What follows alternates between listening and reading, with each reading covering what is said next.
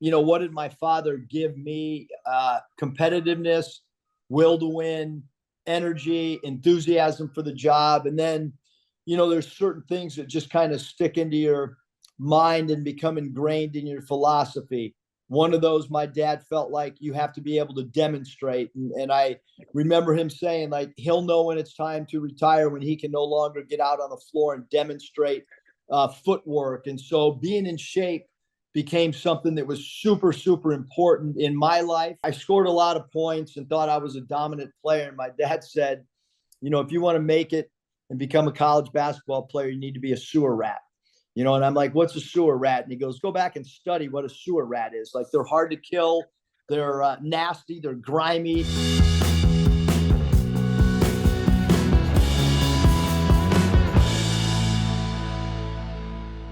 Effort, energy, enthusiasm, execution. Welcome back, or welcome to Grateful and Full of Greatness. I'm your host, Mark Glicini. On this podcast, I sit down with guests who, in my opinion, live their lives with the pursuit of greatness in mind. This platform allows me to discuss and explain strategies that go into reaching peak performance. This is episode 72. My guest is Eric Musselman, a relentless competitor, a brilliant coaching mind, and one of the most dynamic leaders in college basketball today. Coach Musselman is the current head coach at the University of Southern California and has led programs such as Nevada and Arkansas to national prominence, including multiple NCAA tournament and Sweet 16 appearances, as well as an Elite 8.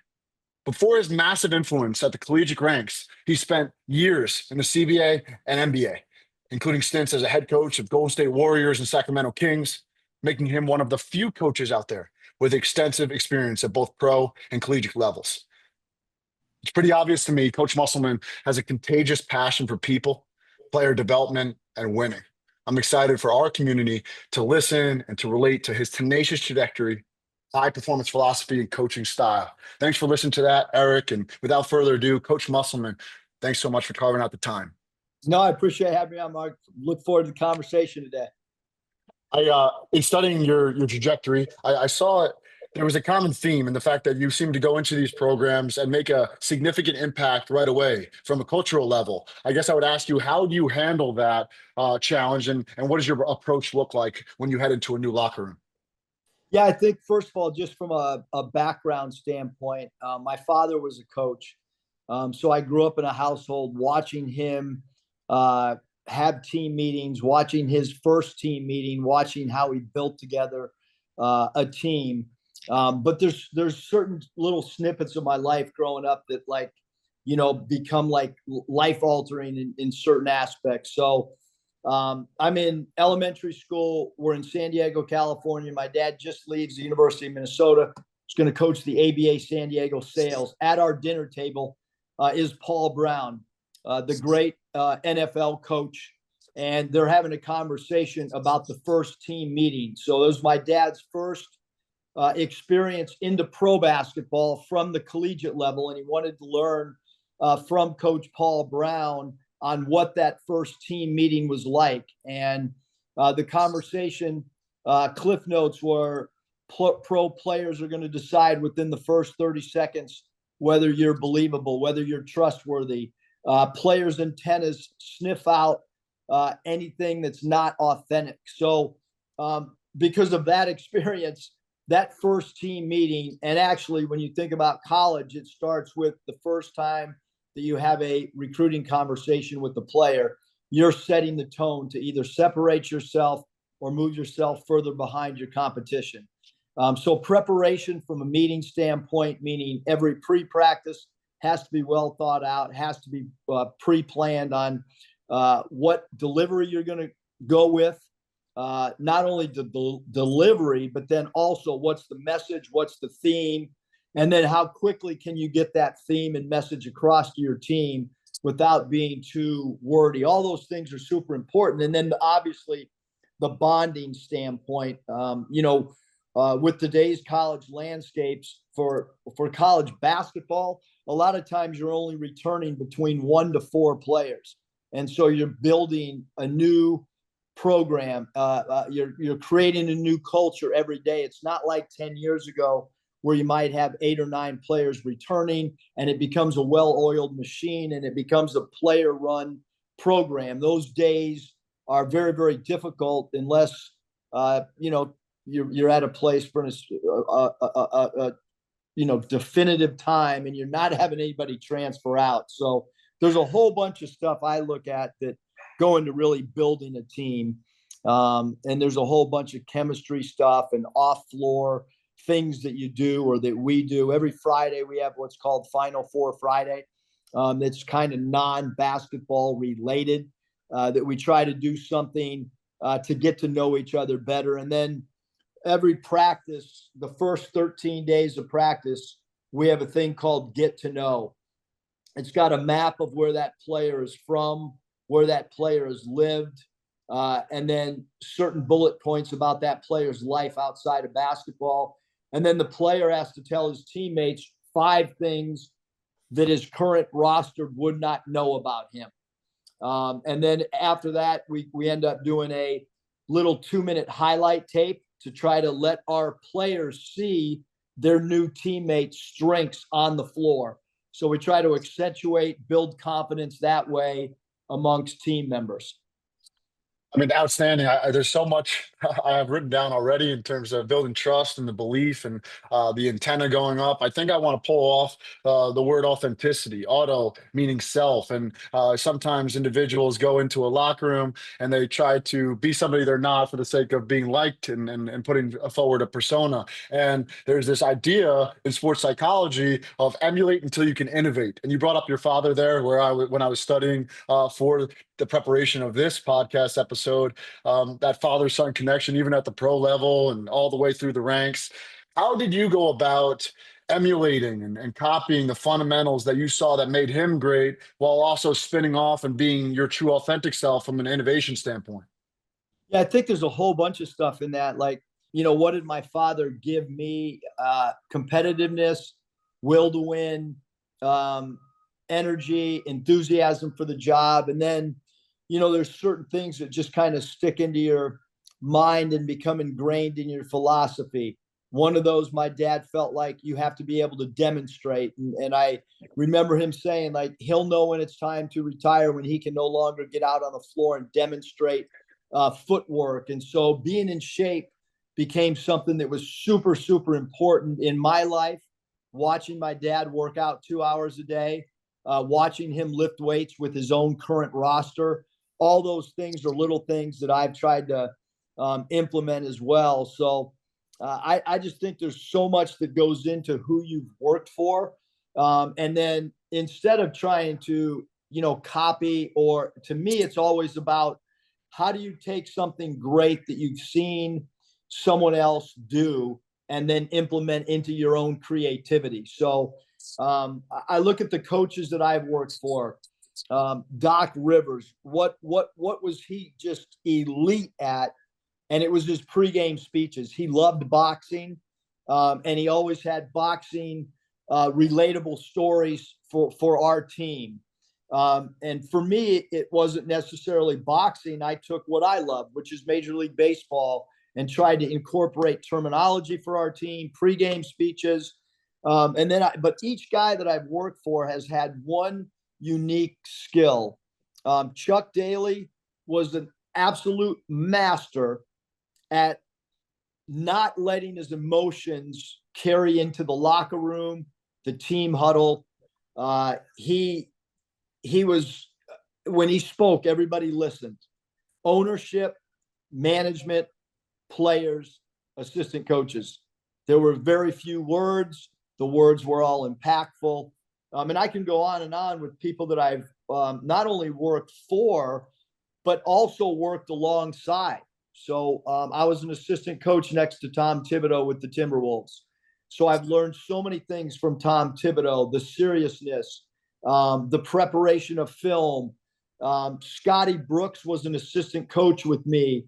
I've learned so much about the delivery of putting in a half-court offense from a guy that was an assistant coach under me. So many different ways to learn and incorporate and then continue to evolve as a coach with each year. I think the minute you stop evolving is probably the time you need to get out of coaching. Absolutely. I mean, to that point on the demonstration, I believe so wholeheartedly in that. Um, just because there will be a place where you and I can relate. One of my mentors in the field of sports psychology was the former sports psychologist of the NBA. And one of the things that she taught me was something called the VAK, visual auditory kinesthetic. And roughly 60% of the natural population is visual. So they see, they learn by seeing, drawn up on a board. 30% roughly to 35 are auditory. I hear what you're saying. And then 5 to 10% are kinesthetic. They learn by doing and kinesthetic movement. They feel it, the play, if you will. So in order to really reach every single player, this is what we're running. Did you hear what I said? And let's give it a try. And then you're making sure that you hit everybody. And I love the idea of the demonstration that you brought up there. And throughout the course of this hour we have together, what I'm hoping is that we can go back and forth between the tangible and intangible. And I was watching videos and other podcasts, and I just love your energy. It's super contagious. The way people talk about you and write about you, you're like a modern day Jim Valvano, which is a huge role model in our family. And I want to ask you about a sewer rat. I want to ask you about a sewer rat. Can you tell that story and its impact? Yeah. So, first of all, at a really young age, my dad, after a game, I scored a lot of points and thought I was a dominant player. And my dad said, if you want to make it and become a college basketball player, you need to be a sewer rat. And I'm like, what's a sewer rat? And he goes, let's go back and study what a sewer rat is. Like, they're hard to kill. They're nasty. They're grimy. They're not pretty. And so we've implemented that with some of our teams where, we've told our guys, like, hey, the guys that are going to end up playing in late game situation are sewer rats. Guys that just are, nothing bothers them. I mean, they're hard to kill their spirit. So sewer rats become a theme, but I got thrown that term, from my dad at a really young age. This episode is brought to you by a Whoop. For the last several years, I have not taken this off my wrist. Okay, maybe I have, but it was just to change the colors. I truly trust Whoop. It's a wearable that lets me know about my resting heart rate variability, respiratory rate, and so much more. I wake up in either the green, yellow, or red, and I know if I should prioritize training and working out harder, or I need to prioritize recovery. I was always looking for ways to optimize and take my performance and training to the next level. Whoop's helped me do that. If you're looking to get started, here's a free wristband and a free first month. And if you don't like it, you can return it at no cost. All you have to do is go to the following: join.whoop.com/MGPP. That's join.whoop.com/MGPP. Mark Glicini Peak Performance, my clients, I trust Whoop. You should too. Enjoy. Let me know how you get on. Now, back to the episode. And then in terms of the X's and O's, just going right over to the tangible, a lot of listeners of this are high school and collegiate and pro coaches. So could you speak about, because you brought it up earlier, the preparation that goes into your practices? And one of the questions that I had on my mind and on my heart going into this was, how much does Coach Musselman focus on the drill work versus specific situations versus just free play competition? What does your breakdown look like in a practice setting? Yeah, so I think it depends on the time of the year, but all three of those things are super, super important from a practice planning standpoint. I think that our practice structure changed quite a bit after I got fired by the Golden State Warriors. It was at that point that I got a phone call from Michael Lombardi. Michael Lombardi was an executive with the Oakland Raiders, and he said, hey, look, I know we're in different sports. Just want you to know you have an office over here at the Raiders building. Al Davis, our owner, is a huge basketball fan.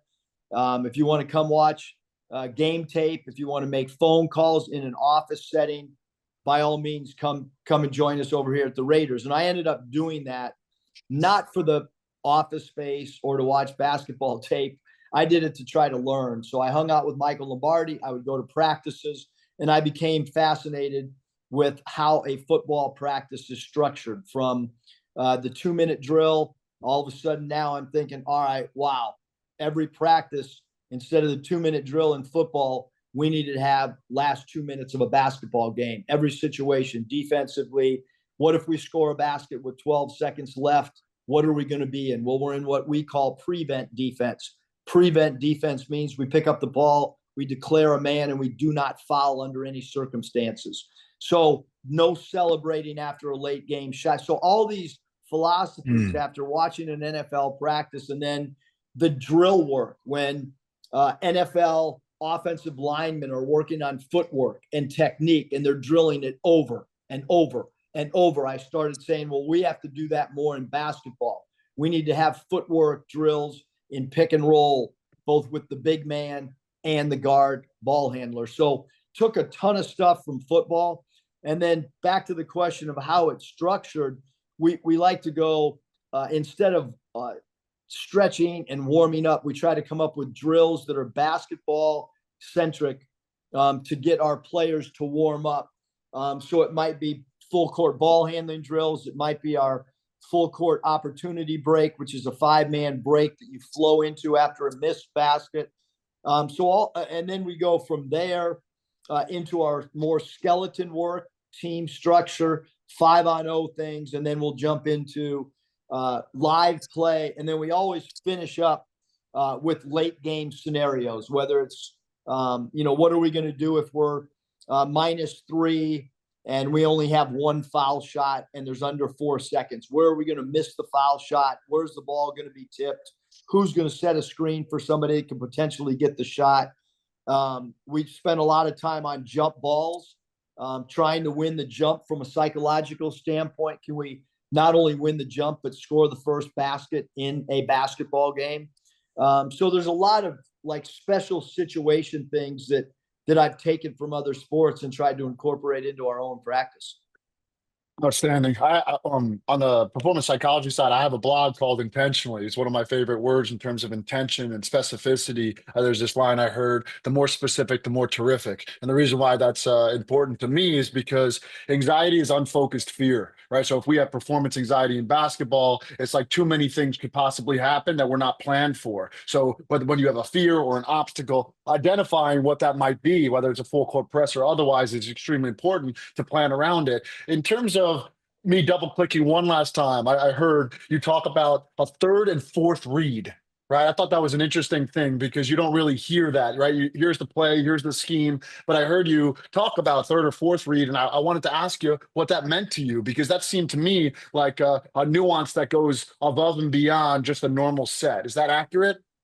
Yeah, I mean, when we talk about third and fourth reads, it's almost like a quarterback dropping back, and he's got a receiver doing an out, down and out. That's one check. Then there's another check on the second receiver, third check on the tight end. And so in basketball, it's the same thing. When I catch the basketball, what are my reads? What are my, other than just me shooting the basketball? Who can I impact once the ball hits my hands to make my other 4 teammates better? What's the progression in this play pattern of who do I look to first, second, third, and fourth? And then it's the same thing when plays break down, which becomes even more important, especially at the NBA level with the shorter shot clock. What happens when your actual initial play breaks down? Where are you going to go on the floor? And then how are you going to read your teammates' body language, and one cut leads to a second cut, a third cut, and a fourth cut. And then it's really important, I think, in basketball, we're too programmed on just the point guard making these reads. And as you watch the NBA today, and a lot of it's because of the European influence, now a lot of our centers in the NBA are the point forward or the point center, where they're actually making multiple reads. And that's been an evolution that I think has come from European basketball on interior players playing more like perimeter players. And that's, when we do it, we'll skeleton all of our plays. And once we get through about 5 weeks, we make our point guards run all the center plays. We make our centers be the point guard. We make our small forwards be the power forward. And it's kind of a cross positional model that we use, where you're going to be able to read what happens in every play pattern if you know all 5 spots on the floor. Outstanding. And I'm going to jump from the evolution of basketball back to your evolution. You've been coaching this sport, it seems to me, since the late 1980s. Is that accurate? And I'm sure you have some things that have stuck with you and you still do, but then other things that are beliefs or tactics that you've changed or evolved. What are some of those things that come to mind that have changed that you used to think were very, very important, but you put less emphasis on now? And then now, what are the things that you're highlighting? Yeah, I think my first piece of advice that I ever had, because I did coach a minor league basketball team at age, I don't know, 22, was my dad said, "Hey, you really don't know the intricacies of X and O's. You don't know the psychology of the locker room. You're too young." So here's his advice to me: go out and get as many Bobby Knight players who played at the University of Indiana, and get as many Jerry Tarkanian players from UNLV. Those two were the most contrasting styles of play possible. But he said, "Hey, you'll get the discipline from Bobby Knight, and you'll get the freedom of play from an athletic standpoint from Jerry Tarkanian." I went out and did that. I think we had 3 UNLV players in our first year and 4 Indiana players. And basically the team coached itself. And I was learning on the job from players that had played for great coaches. I think when I look back at things that I've taken away, I would say the old school conditioning of, hey, get on the line and run line drills. The old ladder, or they used to call them suicide drills. I haven't done any of that in probably 10, 12 years. All of our conditioning now is done through shooting drills. We try to get innovative, creative, where players are getting full court repetitions with a clock, where you have to make certain amount of baskets under a certain amount of time. And if you don't, we redo the drill. But that I would say conditioning has been the biggest thing. And then I would think from a film study standpoint, instead of long extended film sessions, we try to do everything within 5 to 7 minutes. And a lot of it just has to do with today's attention span. And then when we're on the road, super, super unique. Anytime we get on the team bus, we hit our team with a 2 to 4 minute film session that's got a theme. So if we're going to go to a team meal, when we go to get on the bus, we go in the video room and have a 2 to 3 minute theme session.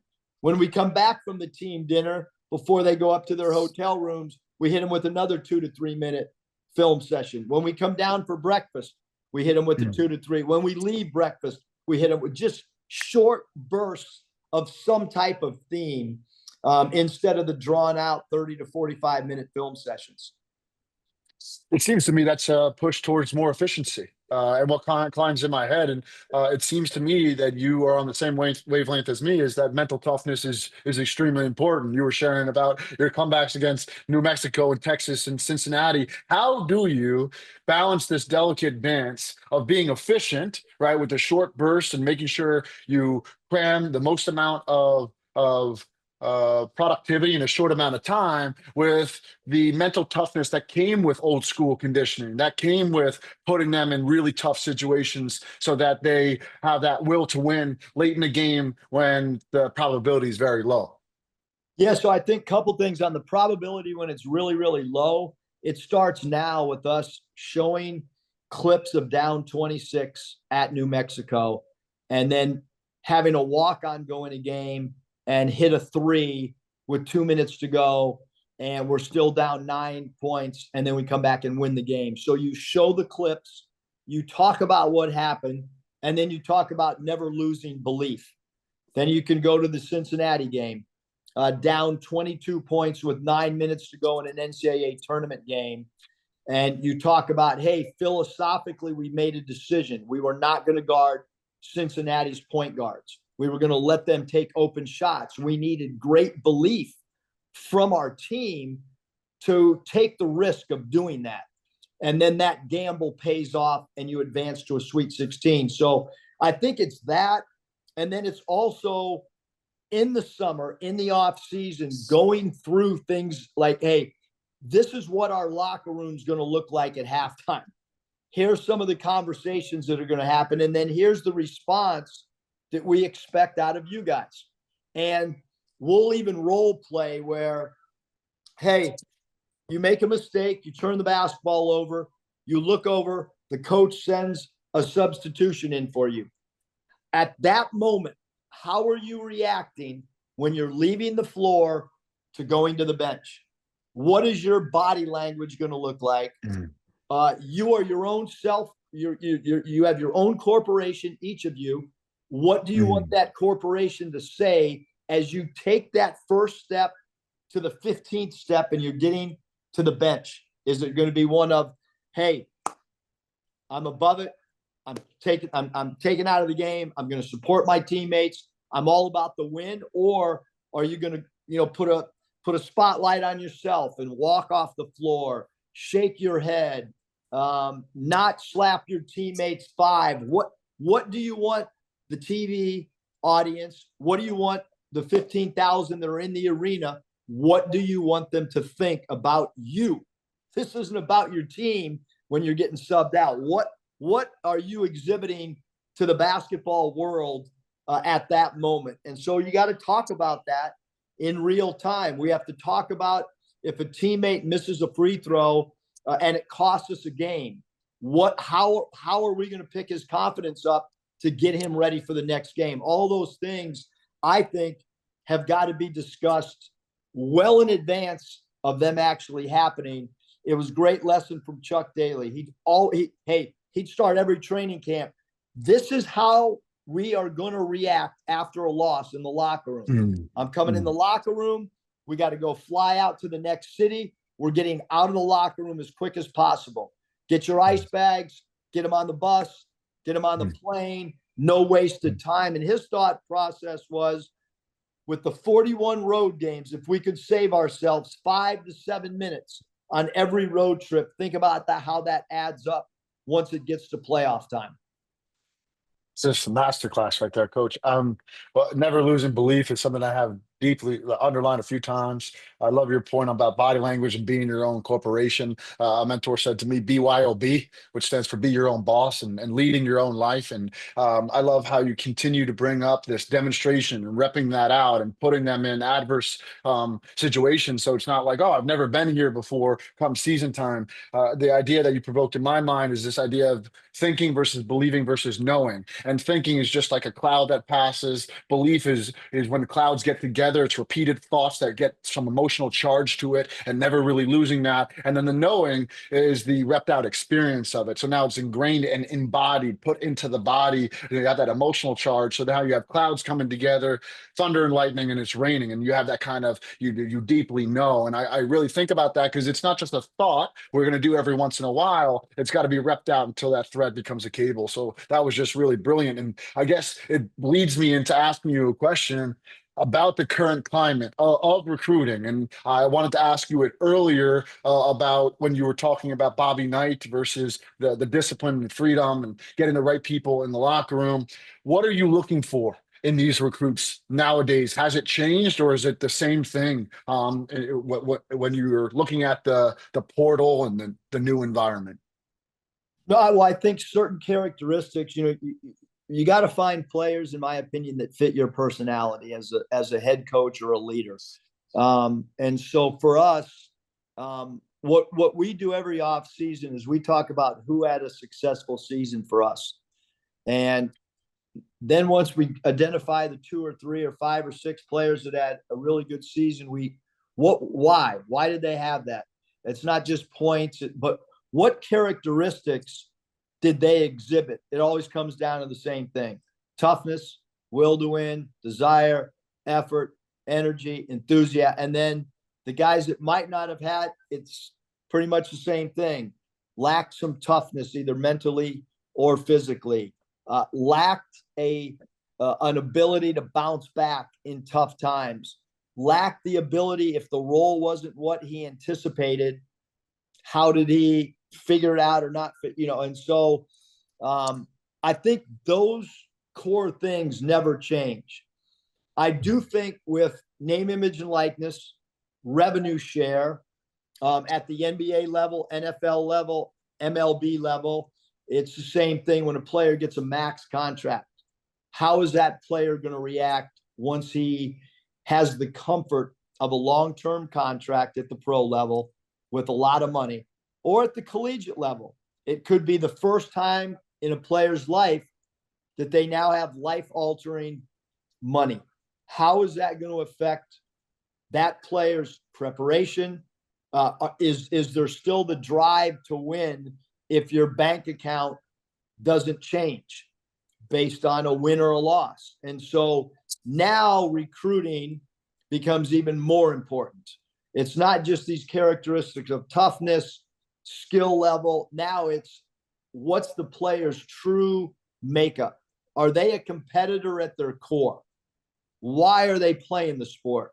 Why are they, and then, once you are comfortable financially, what ends up happening with your attitude towards your teammates, towards coaching, and then towards the overall product of a W or a loss? How impactful, how meaningful, what does it do to you internally as an individual? Is it okay because you have some financial comfortability, or does it drive you to get more? And so and that's been going on at the professional level. You see a player get a big contract, and all of a sudden the productivity goes down. And then on the flip side, we've all seen year after year, every year, it's the same thing. What happens? A player's in his contract year, and the player's about the contract's running up, it's expiring, and a player has a career year because he's motivated to get that next deal. And so I think those things are now super important at the collegiate level, which is no different than running any corporation or business. What happens when you give, someone that's working for you a big contract? Does that drive them more? Or does that take some of the drive away? A few things I want to say and they all extend off of competitive at their core. When I'm explaining sports psychology, I talk about the difference between psychology and science. I'll bang on the desk and say science is matter. Did you hear that? Science is matter. And then I say psychology is what matters, right? And I think we're always pointing to, as in the coaching realm, what matters. You're making the player and the team and the organization focus their attention on a certain spectacle. And one of the things I thought about as you were going through name, image, and likeness, and perhaps somebody losing their flair, is this idea of, and this hit me after like 3 years of studying this topic, the difference between strength and resilience. And it came to me that strength might be how much weight you can carry, just like in the weight room or something like this, and resiliency is how much weight you can put down, such as a bad last play or a bad thing that happened. And I love the bounce back ability. It's a key tenet in mental performance training and is teaching and building capacity from a resiliency standpoint. Coach, to what you're open to sharing. I mean, you shared getting fired from Golden State Warriors. If there's anything else there that you're okay sharing, because I think many people can relate, not so much with having such a successful decades of just winning, but with the hardship. And are you okay with sharing any kind of maybe hardship in your life, whether it was that moment or some other time that was maybe a pivotal inflection point that could point to your resiliency and how you look at your own identity? Yeah, I would say, resiliency, if you kind of look at my career path, is been fired twice, both in the NBA by Golden State and Sacramento, and both times made me a better coach. So the first time that I was fired by Golden State, the job that we had done, we were really proud. We had 17-game improvement year one, finished second behind Greg Popovich in Coach of the Year. Our staff did. And then I decided to get into the media. And then a job opened at Memphis. Jerry West had called. So all of a sudden you go from a head coach that had decent success from where the Warriors were. And now I got to jump right back into the assistant coach's chair.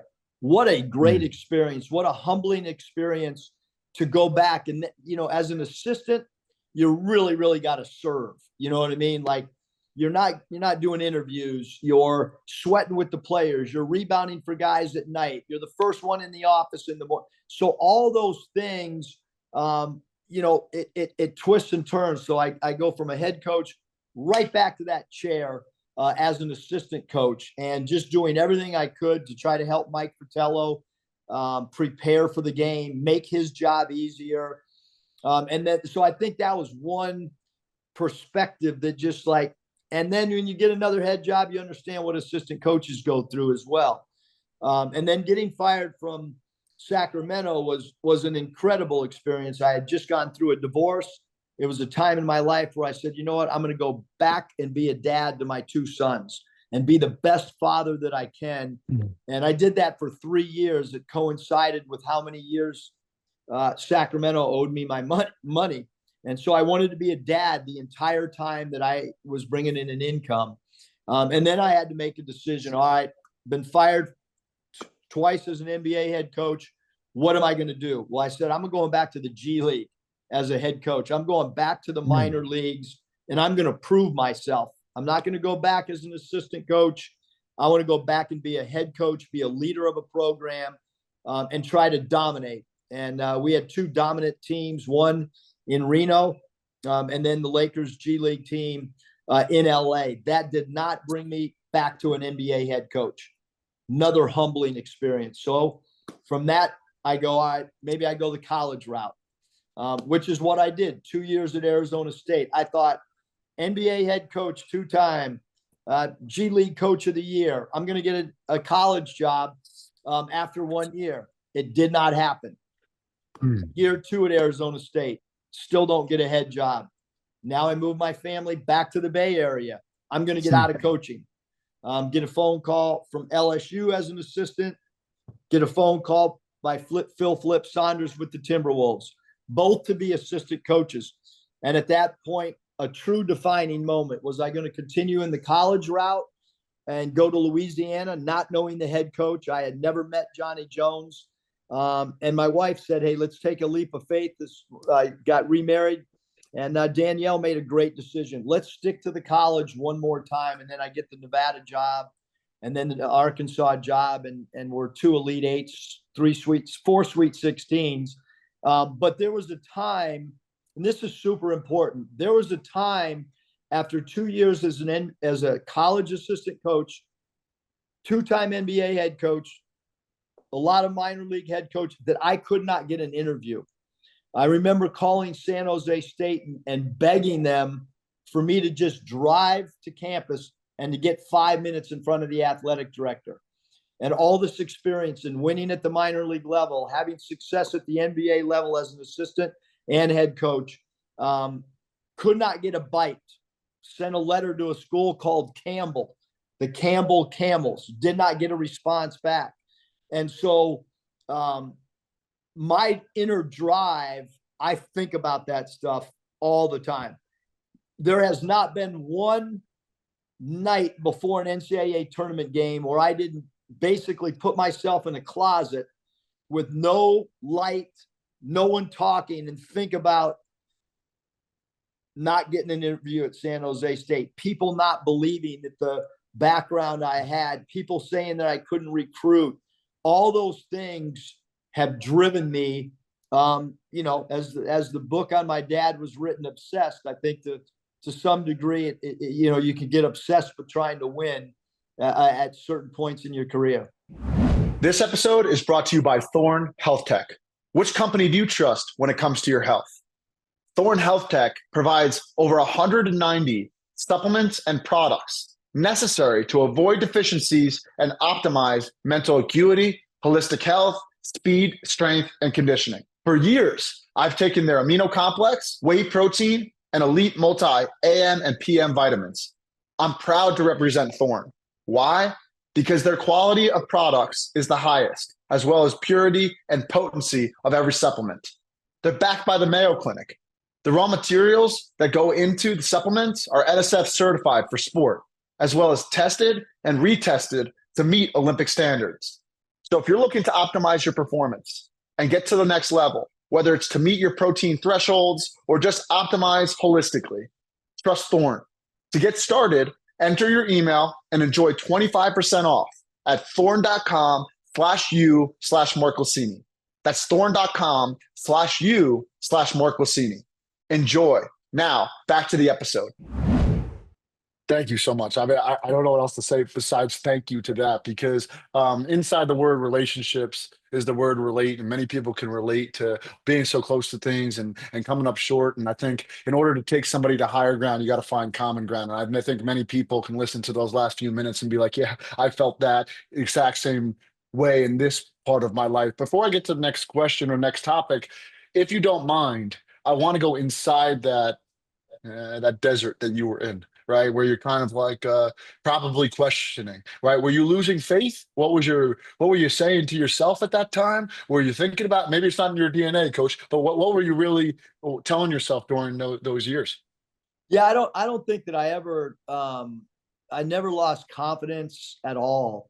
I became frustrated with the system a little bit. But instead of me losing confidence in myself or losing belief, it was I'm going to make that athletic director at San Jose State. I'm going to let him read about our success. I'm going to let him be sitting on his couch and watching us win in March.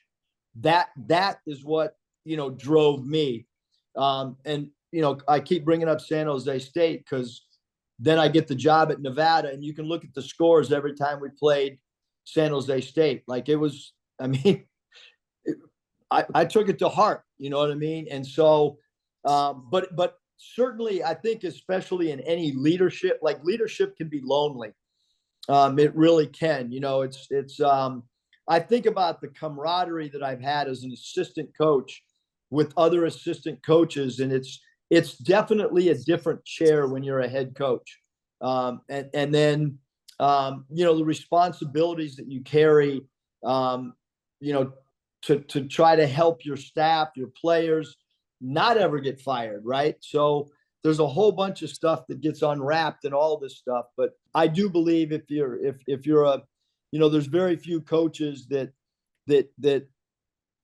ride a wave of success their whole career. And I look at Chuck Daly. People don't understand that Coach Daly did not have his first head coaching job until he was over 50 years old.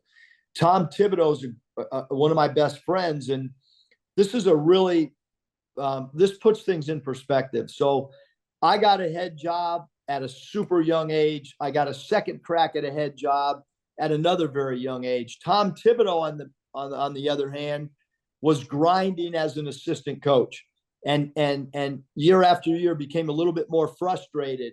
And then when he got his job at 50, whatever, I told him, I said, Tom, you're so much more prepared than I was. I know it was painful the last 15 years, but I got fired when I really wasn't a good enough coach. I was still trying to mature. I was still trying to figure things out. You're now getting this job like Chuck Daly did. And I really believe that those two guys in particular, that's why they've been two of the greatest coaches in NBA history, is because they got the job after they had experienced all. They got the job when they were mature. They got the job through patience.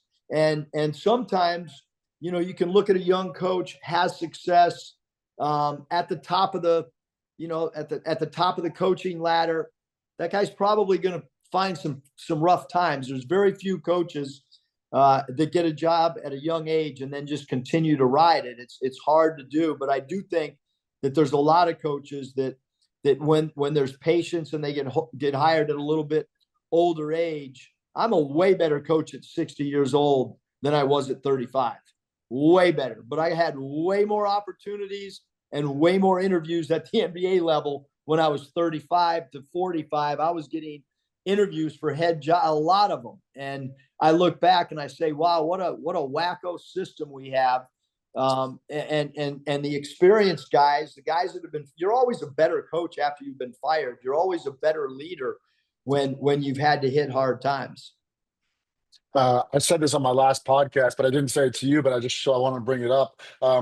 Just over a month ago, I had a conversation with Jack Nicklaus, who has 18 majors to Tiger Woods is 15, but people don't know that Jack has 19 second place finishes, right? So like that's pretty amazing in majors, and his main encouragement was twofold. It was have patience And then the second one was learn why you're losing and do less of that. That was his advice to me, and I thought that was profound because many people focus on winning rather than why they're losing. And John Piaget, one of the greatest psychologists, developmental psychologists, said the point of life is to get invited to the most amount of games. That which you might win, that much you might lose. And the way in which to do that is to compete and cooperate, right? You need each guy on your team cooperating, doing their role to the best of their ability, but also competing to be the best at that role for the team. And when you can get that paradox down, competing and cooperate, you move up, then get to the playoffs, and then hopefully the championship, that which you might win or lose. And I think about John Piaget and that hierarchy of getting to the top because you were willing to start again, right? That in that entire story, which is pretty profound.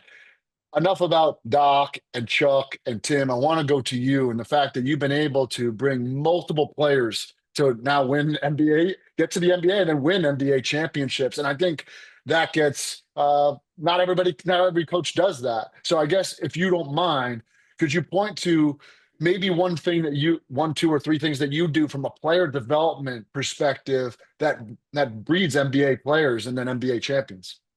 Yep. So we talk almost daily about what it takes to have a career at the professional level, what it means to be a pro. So that means you got to be a great talker on the floor. You don't be Joe Cool. How like I look at the guys. So we have 4 players that have won NBA championships.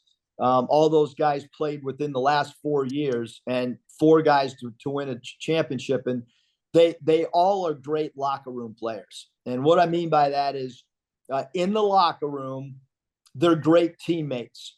Whether they play a second, whether they DNP, they're bringing something to the team. They're adding to the team. And most recently, you look at Isaiah Joe and you look at Jalen Williams, both on Oklahoma City. And those 2 players, the game's going on. I'm watching it with buddies. They're watching, SGA go off and have 35. And I'm just staring at my 2 guys on the bench and wondering what their body language is. And there they are, waving towels, high-fiving guys, first one off the bench.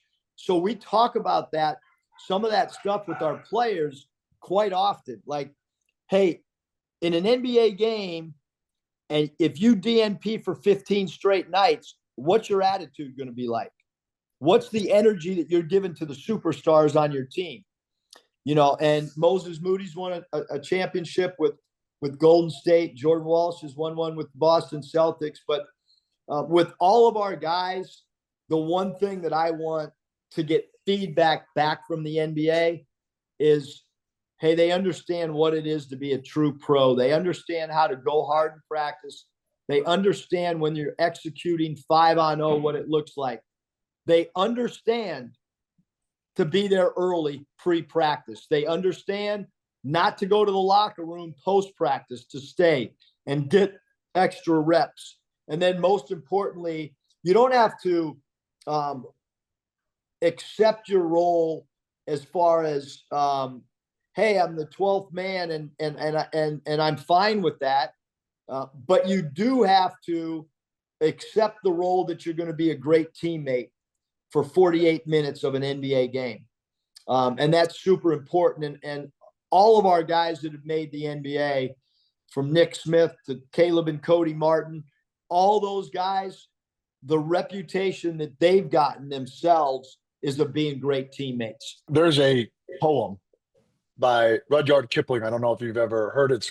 I have it up on my wall in the second stanza. It says, if you can dream and not make dreams your master, if you can think and not make thoughts your aim, if you can deal with triumph and disaster and treat those 2 imposters just the same. And the reason why I think that's such an important thing from a mental standpoint is it's very easy to get caught up in the highs and lows of did not play and then playing every minute. And then, how do you stay steady and even keel? And one of the things that I share inside the locker rooms I get a chance to be inside of is be so obsessed with what you're giving rather than what you're getting.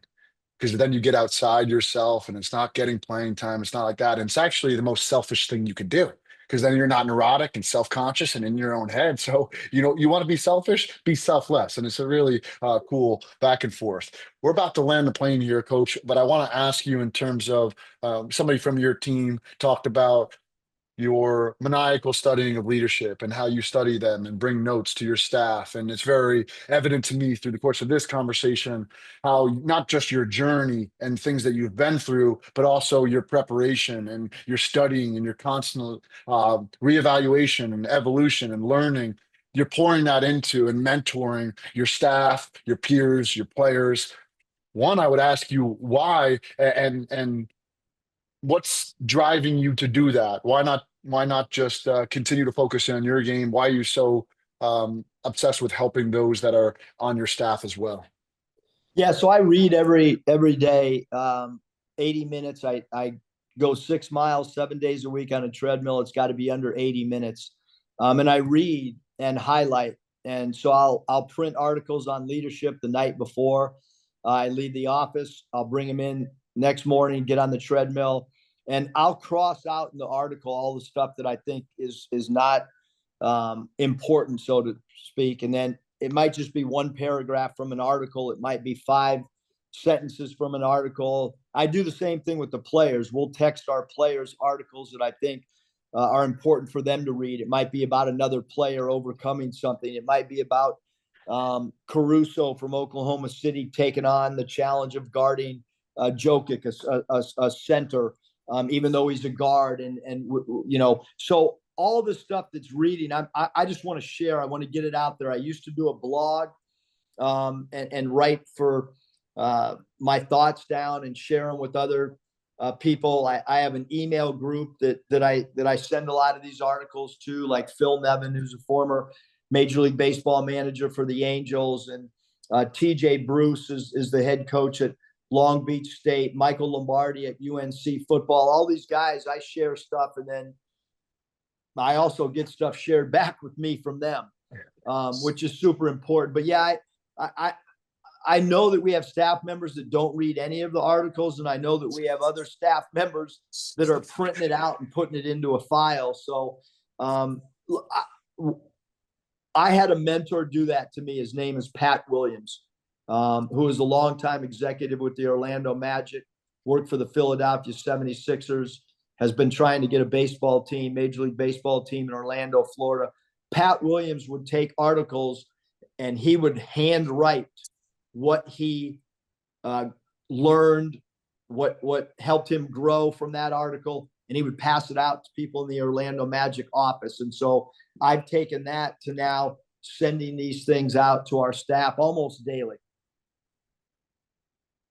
Two final questions. One would be, what can we expect from USC? What are your expectations and the fan base and now that you are inside this new chapter, building something special? What are your expectations for the program?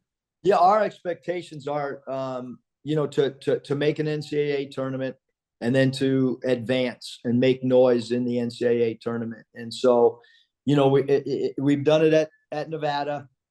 We've done it at Arkansas. And I think the biggest thing is, we're playing in a really challenging league because of travel. And so we're probably at a big disadvantage, meaning Oregon, Washington, UCLA, and USC in our conference with the way that the travel is set up. And we've got to accept that. And I say it all the time. We have to do what USC women's team did and UCLA women's team, and that was get better talent than everybody else. Because both those women's basketball programs had great years this past season, and the travel didn't affect them, and they didn't use it as an excuse. And so for us, that's going to be a big part of who we have to be moving forward, being a West Coast team in the Big Ten. But I do certainly think that USC's brand is incredible, both nationally and globally, from an academic standpoint and an on the court, on the field program. And our school wins national championships in other sports. And for us, it's in year 2, can we get to the NCAA tournament? And then can we advance once we get there? And I think this program is in the right trajectory, and I think there's great success ahead for us. and a great leader at the helm. So one final thing, I think it would be great to do a hero's journey here. I brought him up in the intro, but explaining and taking us home with those three E's: effort, energy, enthusiasm. The premise of where those come from and how they serve such a strong pillar inside of the foundation that you build. Yeah, my best friend, my idol, my father, Bill Musselman. My mom would pack my brown paper bag lunch, right, in first, second, third, fourth, fifth, sixth grade. And while she packed the lunch and was laying the turkey sandwich on the table and the Lay's potato chips, my dad would take that brown paper bag and write effort, energy, and enthusiasm on that brown paper bag with the Sharpie. So that was, super impactful. But then when I got to ninth grade, I said, hey, Dad, I can't be walking around. I got it, man. I got the three E's. It's ingrained in my heart, my soul, my brain. We're good. No more lunch handwriting on my brown paper sack. So we've added the fourth one, which is about execution. But it's something we put on T-shirts. It's something we talk about every single day. And no matter what walk of life you are, if you have effort, energy, enthusiasm, you're going to be successful. Outstanding. And then, Coach, in our high performance community here at Grateful and Full of Greatness, they're always looking for kind of the most repeated message of that individual. So, to take us and wrap us up, for someone that's listening, that's looking for that Doc Rivers-esque speech from you as well, what is one final thing that you find yourself repeating mostly to your players and those that are in your circle? Just compete in everything. It's competition in life is. I've had player like Gilbert Arenas that his form of competition was always remembering who got drafted ahead of him. And so all of us have to find that internal, something that just takes you to a slightly abnormal level as a competitor. And if you do that, and then you got to think about it, and you got to wear it on your sleeve, so to speak, every single day. Coach, I knew that it would be like putting in a Duracell battery when I sat down with you, just by the research and our mutual connections. Thank you so much. I'm grateful for your time here and best of luck at USC. No, I love listening to your podcast. Keep up the good work. The last couple of weeks, it's been my morning when I'm lifting. I'm listening to your podcast. Awesome stuff for all of us. Well, thank you so much.